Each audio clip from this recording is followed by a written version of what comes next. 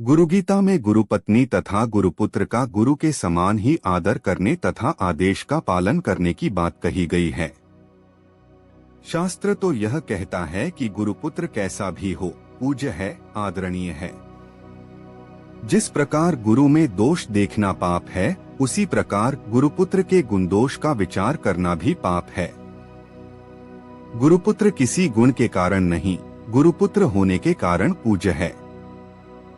जो स्वयं पूज्य हैं, उनसे प्रणाम स्वीकार करना अनुचित होता है।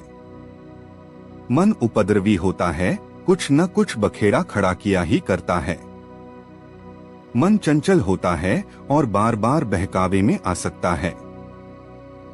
जगत अपनी चाले चलने में विवश है, उसने न कभी किसी को छोड़ा है, न छोड़ेगा। इसमें किसी का दोष भी नहीं, उसका स्वभाव ही ऐसा है।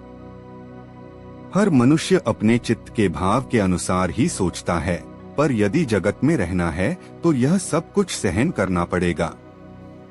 सब कुछ प्रारब्धानुसार ही होता है तथा किसी का कोई दोष नहीं होता। मन के दोष, अवगुण व प्रारब्ध जीवन प्रवाह को जगदाभिमुखी मोड़ने का प्रयत्न करते रहते हैं। गुरु शरीर से चाहे प्रकट हो या अप्रकट, वह सदैव ही सहायक रहते हैं। जगत त्याग के पश्चात श्री गुरु की शक्ति अनंत गुना बढ़ जाती है। गुरुपने का अभिमान उदय होने से आध्यात्मिक प्रगति का चक्र उल्टा घूमना आरंभ हो जाता है। प्रायः गुरुओं में गुरुपने का अभिमान उत्पन्न हो जाता है, क्योंकि जीव का स्वभाव ही ऐसा है। जो शिष्य गुरु चरणों को पकड़े रखता है, उसे गुरुपने का अभिमान छू भी नहीं सकता। वास्तविक गुरु स्वयं को केवल माध्यम मानते हैं, वे दीक्षा आदि क्रियाओं के कर्ता नहीं। आध्यात्मिक सफलताएं गुरु के आशीर्वाद का फल होती हैं। जिस प्रकार धन, सत्ता, अधिकार, रूप, यौवन आदि का अभिमान पैदा हो जाता है, वैसे ही गुरुपने का भी अभिमान हो सकता है।